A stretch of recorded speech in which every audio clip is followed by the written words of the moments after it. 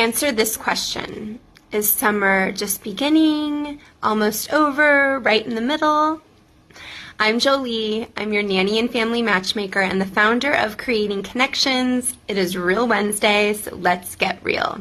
If you are a parent, particularly in Southern California, you know that summer is almost over. It is fast approaching. We have about 3 to 4 to 5 weeks left, depending on what school system you are in, and then school will be back in session, and you will likely be wondering what to do with your children after school.